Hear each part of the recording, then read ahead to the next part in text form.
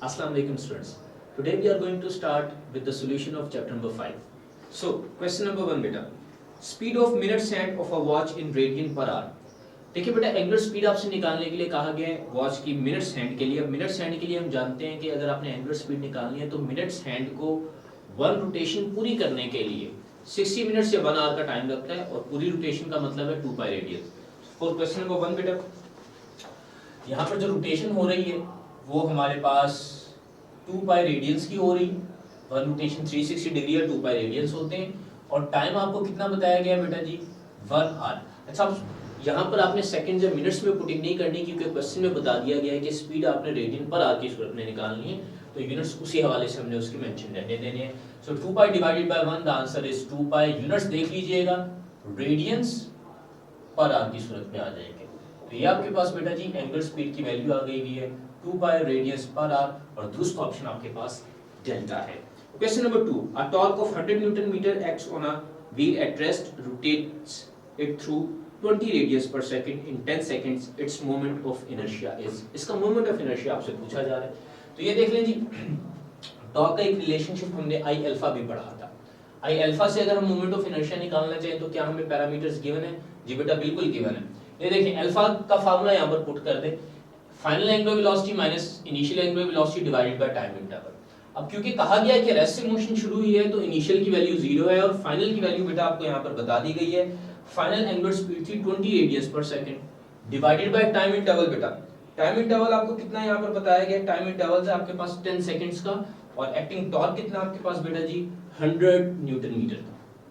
तो इन पैरामीटर्स को हम सॉल्व करेंगे और आई की वैल्यू यहाँ से सिंपलीफाई कर लें। ये देखें जी, ये 0 है, ये फैक्टर वैसे ही खत्म हो जाएगा। 10 1 पर 10 2 पर 20 और 2 इस तरफ जाकर 100 पर बेटा जी डिवाइड होगा। 100 डिवाइडेड बाय 2, तो मोमेंट ऑफ इनर्शिया की वैल्यू हमारे पास आ जाएगी बेटा जी, it is going to be 50 और यूनिट्स क्या होते हैं बेटा? Kilogram per kilogram metre square इसके यूनिट्स होते हैं। ठीक है जी, mr स्क्वायर के फॉर्मूले से। तो इस तरीके से हम इसका मोमेंट ऑफ इनर्शिया निकाल सकते हैं। Question number 3, in the absence of unbalanced external torque, angular momentum of the rotating system is बेटा कांस्टेंट रहेगा। लॉजिक क्या? देखिए लीनियर मोशन में हम कहते थे कि अगर किसी सिस्टम के ऊपर एक्सटर्नल फोर्स ना लगे तो उसका लीनियर मोमेंटम कांस्टेंट रहता है। अब सर्कुलर मोशन में क्या चेंज आती है? लीनियर फोर्स की जगह टॉर्क ले लेता है और लीनियर मोमेंटम की जगह एंगुलर मोमेंटम उसकी जगह ले लेता है। तो अगर लीनियर फोर्स पर लीनियर मोमेंटम 0 था तो टॉर्क की वजह से एंगुलर मोमेंटम कांस्टेंट रहेगा। ठीक है जी, तो वो 1 to 1 करस्पॉन्डेंस है, इसी तरीके से आप लोगों ने याद रखना है।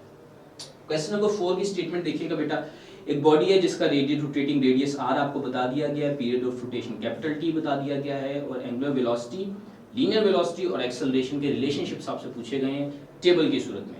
तो आइए इनके हम फाइनल रिलेशंस निकाल लेते हैं, फिर टेबल से उसको रीड आउट करेंगे। तो एंगुलर वेलोसिटी का जो बेसिक फार्मूला होता है that is 2 pi divided by capital T। तो ये वैल्यू आप यहाँ से देख सकते हैं एंगुलर वेलोसिटी के लिए। अगर आप यहाँ से लीनियर वेलोसिटी बेटा जी निकालना चाहते हैं तो एंगुलर वेलोसिटी की वैल्यू उठा के यहाँ पर पुट करें, that is 2 pi divided by capital T।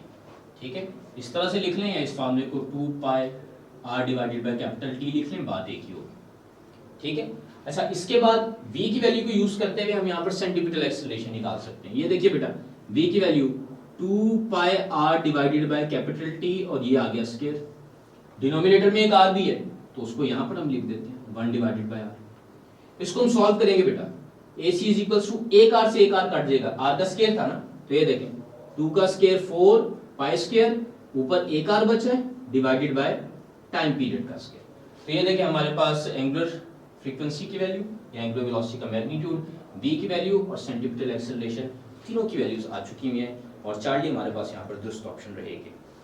Question number 5 बेटा देख लेंगे, a satellite orbiting around the earth constitutes. तो याद रखिएगा जितने भी सैटेलाइट्स हैं जो अर्थ के गिर्द ऑर्बिट कर रहे हैं वो एक्सेलरेशन g के साथ मूव कर रहे हैं और एक्सेलरेशन g के साथ मूव कर रहे हैं तो वो non inertial frame of reference की हेडिंग में आएंगे। सो क्वेश्चन नंबर 5 के लिए ऑप्शन सी दुरुस्त है, that is non inertial frame of reference.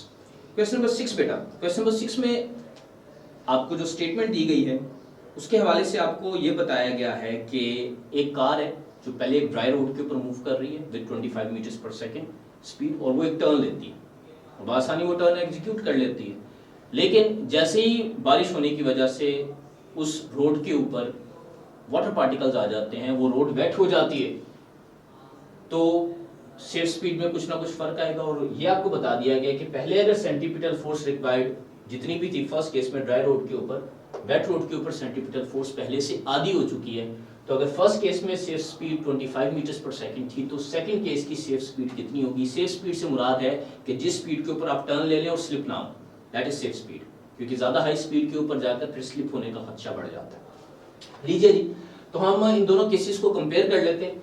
ये देखें जी, फर्स्ट केस में और सेकंड केस में रिलेशनशिप ये है कि वेट रोड के ऊपर सेंटीपिटल फोर्स पहले की निस्बत आधी हो चुकी है, तो सेंटीपिटल एफसी का फार्मूला फर्स्ट केस वाला वहां से उठाकर आप पुट करें, that is mv square divided bye r, और 2 एज इट इज आ जाएगा।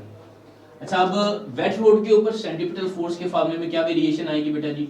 स्पीड वेरी होगी, बाकी पाथ का रेडियस भी सेम है और कार का मास भी सेम है, तो जो स्पीड वेरी होगी मैंने उसको v डैश का नाम दे दिया। इसको हम सॉल्व कर लेते हैं।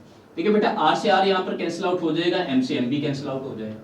इस v डैश की वैल्यू हमें चाहिए, तो ये देखिए v dash square is equals to v square divided by 2।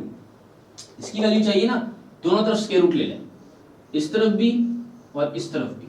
तो फाइनल फार्मूला क्या है बेटा? v dash is equals to, square से रूट कैंसिल आउट होगा, this is v divided by under root 2। अब v की वैल्यू आपको सवाल में दे दी गई है, इनिशियल सेफ स्पीड थी 25 की बेटा, तो 25 divided by under root 2 meters पर सेकंड, तो वेट रोड के ऊपर ये आपके पास सेफ स्पीड होगी, और दुरुस्त ऑप्शन जो है आपके पास वो चार्ली रहेगा बेटा। क्वेश्चन नंबर 7 बेटा, बड़ा इंटरेस्टिंग सवाल है और बड़ा ही इंपॉर्टेंट डाटा है। देखिए, उसने कहा है कि एक्चुअल उस ऑब्जेक्ट का वेट था 100 न्यूटन, एक एक्सेलरेटिंग लिफ्ट के अंदर वो वेट बढ़कर अपीरेंट वेट 200 न्यूटन हो चुका है, मतलब 100 में 100 का इजाफा हो गया और 200 हो गया। अच्छा, इजाफा कब होता था? जब हम बात करें एक्सेलरेटिंग अपवर्ड कोई लिफ्ट हो, तो एक बात तो तय होगी कि एक्सेलरेटिंग अपवर्ड लिफ्ट है, और उसका फार्मूला भी मैंने यहाँ पर लिख दिया आपको। अब आपसे पूछा जा रहा है कि वो एक्सेलरेशन कितना होगा जिसकी वजह से वेट 100 से बढ़कर अपीरेंट वेट 200 में कन्वर्ट हो चुका है। बेटा जी याद रखिएगा कि वेट 100 न्यूटन है, अपीरेंट वेट 200 न्यूटन है, तो mg कितना होगा? बेटा देखें, ma का जो फैक्टर है ना, ये भी आपके पास 100 के बराबर ही है, क्योंकि 100 में 100 ऐड होगा तो आंसर 200 बनेगा। ठीक है, मतलब वेट और ma ये दोनों टर्म्स बराबर हो चुकी हैं बेटा, यहाँ पर बराबर हो चुकी है। मुझे कैसे पता चला बराबर होगी? भाई देखिए, 100 में 100 ऐड होगा तो आंसर 200 बनेगा ना, मतलब ma का फैक्टर अगर 100 है तो वेट के बराबर है, क्योंकि दोनों ही 100 की टर्म्स आ रहे हैं। तो w की जगह mg पुट कर लें, इज इक्वल्स टू ma। देखिए जी, मैथ से मैथ कैंसिल आउट होगा, और रिजल्ट हमारे पास क्या है कि एक्सेलरेशन की वैल्यू g के बराबर आ रही है, मतलब अगर g एक्सेलरेशन के साथ वो लिफ्ट ऊपर की तरफ एक्सेलरेट होना शुरू हो जाएगी, तो वेट और अपीरेंट वेट 2 टाइम्स में उनका रिलेशनशिप आ जाएगा, अपीरेंट वेट रियल वेट से डबल हो चुका होगा। सो ये आपके पास दुरुस्त ऑप्शन रहेगी, a is equals to g।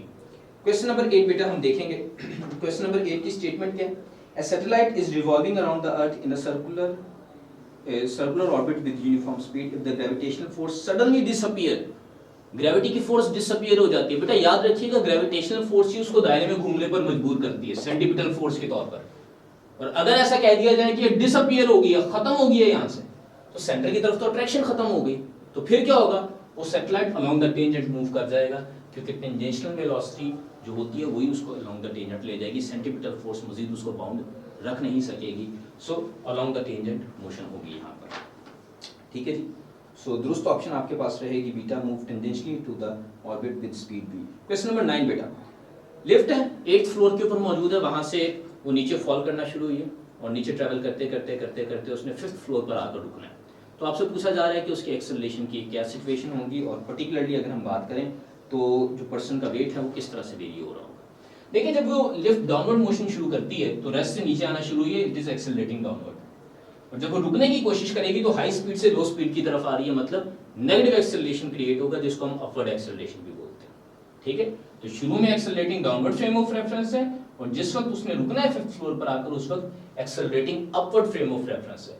बेटा जी ये बात याद रखिएगा कि जो accelerating downward frame of reference होता है उसके अंदर क्या होता है बेटा, वेट रिड्यूस होना शुरू हो जाता है, और accelerating upward frame of reference में वेट बढ़ना शुरू हो जाता है। तो शुरू में वेट डिक्रीज होगा और स्टॉप होते हुए वेट इंक्रीज होगा। तो दुरुस्त ऑप्शन आपके पास डेल्टा है, first decreases then increases. Question number 10 बेटा, दो सर्कुलर रिंग्स हैं जिनको हमने अपने चैप्टर में हुप्स का नाम भी दिया था।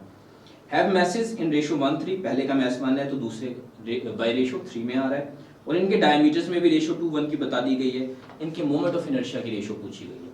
सो देखें हुप के लिए मोमेंट ऑफ इनर्शिया का फार्मूला था mr², ये पहली हुप ये दूसरी हुप, mr² 1 और 2 की सूरत में हमने वैल्यूज पुट कर दी। बेटा हमें रेडियस नहीं बताए गए, डायमीटर्स बताए गए, तो कोई प्रॉब्लम नहीं है, क्योंकि r1 की वैल्यू d1 डिवाइडेड बाय 2 होती है, इसी तरह r2 की वैल्यू d2 डिवाइडेड बाय 2 हो जाएगी, और स्केल एज इट इज मौजूद है। अच्छा एक और काम यहाँ पर कर लें, इस 2 से इस 2 को कैंसिल आउट कर लें। So what we are left with, बेटा ये देखिए मैं फार्मूला लिख देता हूँ, this is m1 divided by m2, d1 का स्केल न्यूमरेटर में डिवाइडेड बाय d2 का स्केल डिनोमिनेटर में। अब रेशोस पुट करें जो हमें बताई गई हैं। मैसेज की रेशो बेटा जी 1:3 में, व्हाट अबाउट द डायमीटर्स, इसको भी जरा गौर से देख लें, डायमीटर्स की रेशो है 2:1 बेटा, 2:1, और इसके ऊपर स्केल भी है, डायमीटर्स पर स्केल भी है हमारे पास। ठीक है जी, इसको सॉल्व करें। 2 का स्केल न्यूमरेटर में 4 हो जाएगा, और यहाँ तो 1 का स्केल 1 ही रहेगा, 3 है जो एज इट इज आ जाएगा।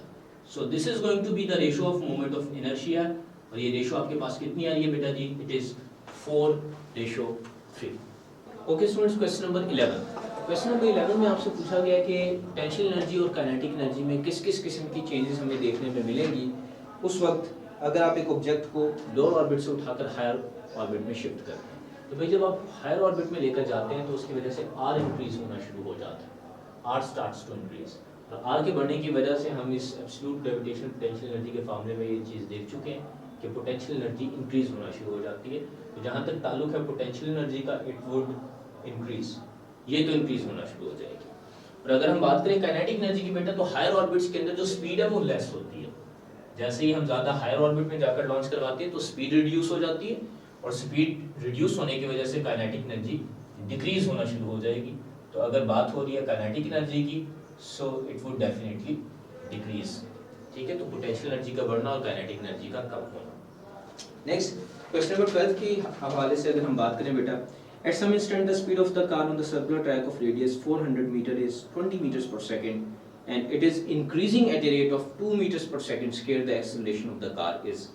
बेटा सबसे पहले तो याद ये रखिए कि इस केस में बॉडी के पास दो तरह की एक्सेलरेशन है, क्योंकि एक तो आपको क्वेश्चन में ही बता दिया गया है कि वो एक्सेलरेशन 2 मीटर्स पर सेकंड की स्पीड पर इंक्रीज हो रहा है, that is along the tangent, और क्योंकि अलोंग द सर्कल भी बॉडी मूव कर रही है तो सर्कल में मूव करने की वजह से सेंटीमीटल एक्सेलरेशन भी होते हैं। दो तरह के एक्सेलरेशन है और ये है भी एक दूसरे के परपेंडिकुलर।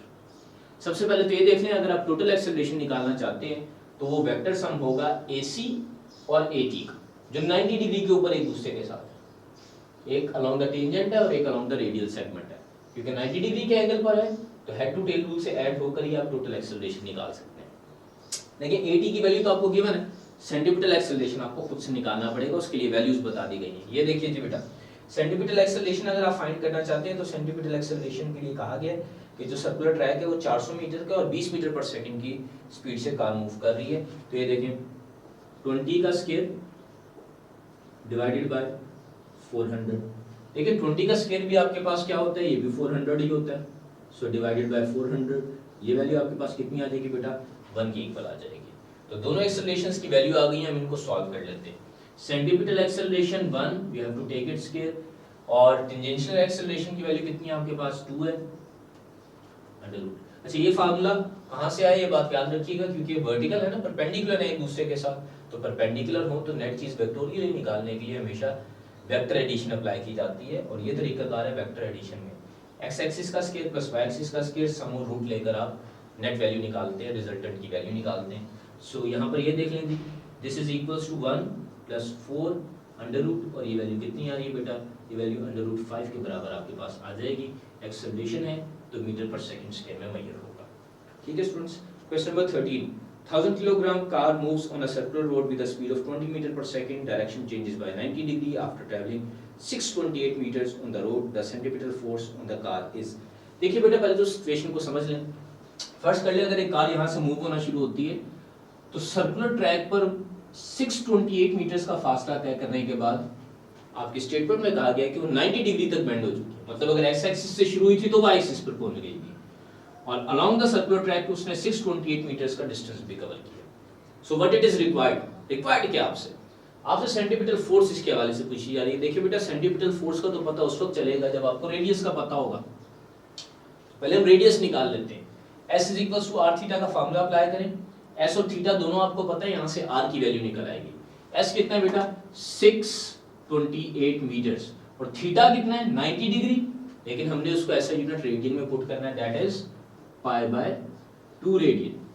ठीक है जी, इसको हम सॉल्व कर लेते हैं। तो सॉल्व करने पर ये वैल्यू हम निकाल सकते हैं। कैसे भाई, ये देखें 628, ये 2 ऊपर जाकर मल्टीप्लाई होगा और पाई की वैल्यू बेटा कितनी होती है, दैट इज 3.14। ठीक है जी, हम एक काम करते हैं बेटा, ये वाला जो पॉइंट है इसको यहाँ से खत्म करके 2 प्लेसेस आगे शिफ्ट करूंगा। तो यहाँ पर आपको क्या करना पड़ेगा बेटा, 2 प्लेसेस आगे शिफ्ट किया ना तो 10⁻⁻² लगाना पड़ेगा। ठीक है, राइट पर शिफ्ट करें तो माइनस के 0 होते हैं। अब 314 बेटा 2 पर 628 होता है। ठीक है, अब ये देखिए 2 2 जा 4 और ये 2 जीरोस ऊपर जाएंगे तो वैल्यू बेटा कितनी बन जाएगी 4 और 2 जीरोस यहाँ पर आ गए 400। ठीक है जी, अब इस वैल्यू को हमने सिंपलीफाई कर लेना है। सिंपलीफाई करने के लिए सेंटीमीटर फोर्स चाहिए भाई, तो मैथ्स की वैल्यू देख लें, आपको स्टेटमेंट बता दी गई है 1000 है। कार की स्पीड कितनी है 20 मीटर्स पर सेकंड से कार मूव कर रही है, you have to take its square. और आर की वैल्यू देखिए हमने निकाल रखी है यहाँ पर, ये कितनी है 400। देखिए बेटा 20 का स्केयर भी 400 होता है, ये वैल्यू इससे as it is cancel out हो जाएगी और सेंटीमीटर फोर्स की वैल्यू आपके पास आ रही है, दैट इज 100 न्यूटन। तो 100 न्यूटन यहाँ पर आपके पास सेंटीमीटर फोर्स की वैल्यू आ जाएगी। ठीक है जी, question number next, a particle of mass m is moving in a horizontal circle of radius r with uniform speed v. When it moves from one point to a diametrically opposite point, its momentum के change और kinetic energy के change के बारे में पूछा जा रहा है बेटा। ये देखिए एक पार्टिकल है, वो यहाँ पर कांस्टेंट वेलोसिटी v से मूव कर रहा था और यहाँ पर इस पॉइंट पर इसकी वेलोसिटी की डायरेक्शन ऊपर की तरफ है। वो यहाँ से डायमेट्रिकली ऑपोजिट, डायमेट्रिकली ऑपोजिट का मतलब है कि पहले यहाँ पर है तो ये डायमेट्रिकली ऑपोजिट है, 180 डिग्री आगे चला है, वो यहाँ पर चला जाता है। तो वेलोसिटी की डायरेक्शन जरूर बदल के, लेकिन उसका जो मैग्नीट्यूड है वो कांस्टेंट है। तो आपसे पूछा जा रहा है कि पोटेंशियल एनर्जी, मोमेंटम और काइनेटिक एनर्जी में कितनी चेंजेस आई हैं। तो देख लीजिए यहाँ पर अगर मैंने मोमेंटम लिखना हो तो मास m है, वेलोसिटी v है, इनिशियल मोमेंटम mv होगा और फाइनल मोमेंटम क्या होगा, मास अभी भी m है लेकिन वेलोसिटी -v हो चुकी है। सो चेंज इन मोमेंटम निकालने के लिए फाइनल माइनस इनिशियल करेंगे, final value -mv, initial value mv। तो देखिए -mv और -mv कितना बन जाएगा बेटा -2mv। This is change in momentum. Kinetic energy में याद रखिएगा स्पीड पुट होती है, दैट इज वेलोसिटी मैग्नीट्यूड। तो मैग्नीट्यूड तो पॉजिटिव या नेगेटिव नहीं होता, तो क्योंकि वेलोसिटी चेंज नहीं हो रही और मास चेंज नहीं हो रहा, तो इनिशियल और फाइनल काइनेटिक एनर्जी आपकी हमेशा सेम रहेगी, that is half mv²। Final initial भी है आपके पास हाफ mv², तो चेंज तो आपके पास 0 का आ जाएगा। तो दुरुस्त ऑप्शन आपके पास यहाँ पर बेटा ये बनती है बीटा, मोमेंटम 2mv चेंज हो रहा है जबकि काइनेटिक एनर्जी का चेंज 0 है। Question number 15, a particle is moving in a circle of radius 25 cm at 2 revolutions per second। Radius भी बता दिया है, ओमेगा भी बता दिया है, एक्सेलरेशन आपसे पूछा जा रहा है। तो रेडियस और ओमेगा अगर दोनों पता है तो इस फार्मूले से आप निकाल सकते हो। v²/r वाला फार्मूला भी है बेटा आपके पास, लेकिन ज्यादा कन्वीनियंट यहाँ पर ये है।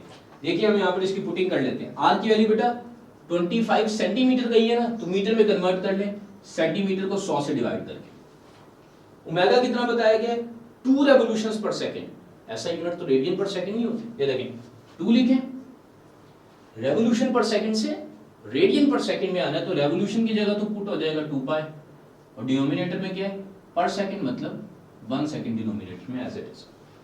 इसको हम सॉल्व कर लेते हैं बेटा। अब इसको जब हमने सॉल्व करना है तो सॉल्व करने का इसका सबसे आसान तरीका हमारे पास क्या होगा, ये देखिए स्केल्स को ओपन करते हैं और फिर जो कैंसिलेशन हो रही है वो कर लेते हैं। दिस इज 1/4, ठीक है बेटा, विद इन द ब्रैकेट्स ये 4 हो जाएगा और 4 का स्केल होगा 16। फिर क्या है हमारे पास पाई स्केयर और डिनोमिनेटर में 1 है, आप लिखे ना लिखे कोई फर्क नहीं पड़ेगा। इस तरीके से कैंसिलेशन होगी 4 1 पर, 4 4 पर, so the final answer is 4 pi square. तो ये आपके पास सेंटीमीटर एक्सेलरेशन आ जाएगा 4 पाई स्केयर की सूरत में। क्वेश्चन नंबर 16 बेटा, एक रोटेटिंग डिस्क है और उस रोटेटिंग डिस्क के ऊपर आपको बेटा जी 2 पॉइंट्स बताए गए हैं। वो 2 पॉइंट्स कैसे हैं बेटा जी, एक पॉइंट x है, एक पॉइंट y है, और कहा गया है कि पॉइंट y सेंटर से जितने फासले पर है, पॉइंट x उससे 3 गुना ज्यादा फासले पर। मतलब पॉइंट y अगर r रेडियस डिस्टेंस पर है तो x 3r डिस्टेंस के ऊपर होगा। 3 गुना ज्यादा फासले पर। तो आप बताएं कि ये जो पॉइंट्स रोटेट कर रहे होंगे इनकी लीनियर स्पीड्स की रेशियो क्या होगी, vx डिवाइडेड बाय v। देखिए vx के लिए रेडियल डिस्टेंस 3r आप पुट करेंगे इनटू फार्मूला क्या होता है v r ओमेगा है ना, ओमेगा तो सेम ही रहता है तमाम पार्टिकल्स के लिए, r आपने पुट कर दिया। अब y के लिए देखें, y के लिए जब आप वैल्यू पुट करोगे तो सिंपली r है, x के लिए 3r थी, ओमेगा दोनों के लिए सेम है। फिर देखिए ओमेगा से ओमेगा जाएगा, r से r जाएगा, the ratio is 3 divided by 1। सो 3:1 की ऑप्शन आपके पास आ जाएगी बेटा। क्वेश्चन नंबर 17 देखिएगा, value of acceleration due to gravity on Earth if the diameter of Earth becomes 2/3 of its present value. मतलब बेटा जी अर्थ का मास चेंज ना हो, उसका जो अभी डायमीटर है उससे 2/3 हो जाए न्यू डायमीटर, तो g की वैल्यू पे क्या फर्क पड़ेगा। देखिए बेटा डायमीटर में ये रिलेशनशिप है, न्यू अगर ओल्ड डायमीटर d था तो न्यू डायमीटर उससे 2/3 हो जाता। पहले तो ये देखिए डायमीटर चेंज होने की वजह से रेडियस में क्या फर्क आएगा। ये देखें अगर मैं इसको सिंपलीफाई कर लूं एक स्टेप में, तो असल में जो रेडियस होता है आपके पास 2 टाइम्स द रेडियस डायमीटर के बराबर होता है, ठीक है जी, is equals to 2/3 times 2 times the whole radius. ये डायमीटर और रेडियस का रिलेशनशिप मैंने पुट किया। तो देखिए 2 से 2 वैसे ही कैंसिल आउट हो जाएगा दोनों तरफ, तो जो नया रेडियस है वो 2/3 टाइम्स द होल रेडियस के बराबर हो जाएगा। ये रेडियस का रिलेशनशिप आ गया। क्यों भाई क्या जरूरत है रेडियस के रिलेशनशिप की, हमें तो नहीं कहा गया भाई, रेडियस पता होगा तो आप न्यू जी की वैल्यू निकालेंगे। ये देखें अब gm divided by new radius r dash की वैल्यू बेटा यहां पर पुट करूंगा 2 डिवाइडेड बाय 3r और स्केयर है तो यहां पर भी स्केयर है, ठीक है। इसको सॉल्व कर लेते हैं बेटा, g dash gm divided by 2 का स्केयर 4, 3 का स्केयर 9 और r स्केयर। अच्छा बेटा इस वैल्यू को देख लें, ये जो मैंने एनसर्कल किया value gm divided by r square, ये तो ओरिजिनल g की वैल्यू होती है। मतलब अगर अर्थ का डायमीटर कॉन्टैक्ट ना किया गया हो तो ये तो ओरिजिनल g की वैल्यू है, और डिनोमिनेटर में 4 होगा और 9 उठकर न्यूमिनेटर में शिफ्ट हो जाएगा क्योंकि बटे के नीचे बटा है। तो जो आपके पास न्यू g की वैल्यू है वो 9 divided by 4 times old g की वैल्यू हो जाएगी, ठीक है जी। So beta is the right option. Question number 18 बेटा, और क्वेश्चन नंबर 18 के अंदर आपसे पूछा गया है कि ratio of orbital velocity of Mercury around the sun to that of Earth around the sun, और दोनों के रेडियल डिस्टेंसेस आपको बता दिए गए। मतलब कहा गया है कि सन के गिर्द अर्थ भी रोटेट कर रहा है, मरकरी भी रोटेट कर रहा है, लेकिन डिफरेंट पाथ्स के अंदर रेडियल डिस्टेंस मुख्तलिफ है, तो उनकी ऑर्बिटल वेलोसिटी भी मुख्तलिफ होगी, उन्हीं की रेशियोज बताएं। देखिए ऑर्बिटल वेलोसिटी निकालने के लिए दोनों के फार्मूला पुट करना है, gm divided by rm, m for mercury and e for earth, दोनों के हमने फार्मूला पुट कर दिए। अच्छा अब देखिए gm से तो gm सबसे पहले कैंसिल आउट हो जाएगा, re फोर्थ प्रोपोर्शन में न्यूमिनेटर में जाएगा, rm सेकंड प्रोपोर्शन में वो डिनोमिनेटर में शिफ्ट हो जाएगा कुछ इस तरीके से, और रूट एज इट इज मौजूद है। अब बेटा आपको यहाँ पर वैल्यूज भी बताई गई हैं दोनों re और rm की। re से मुराद है अर्थ के सेंटर से लेकर सन के सेंटर तक का फासला, rm से मुराद है मरकरी के सेंटर से लेकर अर्थ के सेंटर तक का फासला, दोनों बताए गए हैं बेटा आपको। यहाँ पर ये देख लीजिए re की वैल्यू कितनी है बेटा, it is 1.5 into 10 raised to the power 11, और rm की वैल्यू आपको कितनी बताई गई है, that is 6 into 10 raised to the power 10 with the root. अच्छा अब देखिए यहाँ पर प्लस 11 पावर है, यहाँ पर प्लस 10 है, 10 में से तो 10 कट जाएंगे, और कट जाने के बाद ऊपर 10 की पावर सिर्फ एक ही बची है, देखें 10 में से 10 पावर्स कट गई, यहाँ पर सिर्फ 1 पावर बचती है, और 1 पावर जब 15 से 1.5 से मल्टीप्लाई होगी उसको 15 बना देगी डिवाइडेड बाय 6, ठीक है। 10 में से 10 जीरोस कट गए, जो एक जीरो बचा था वो 1.5 से मल्टीप्लाई होगा उसको 15 बना देगा, और डिनोमिनेटर का 6 एज इट इज है। तो इसको सिंपलीफाई कर लें, इसको कैंसिल आउट करें, 3 2 6 और 3 5 15, so 5 divided by 2 under root, that is speed of Mercury to speed of Earth, orbital speeds. तो ये under root 5 divided by under root 2 की ऑप्शन बन रही है, विच इज अल्फा।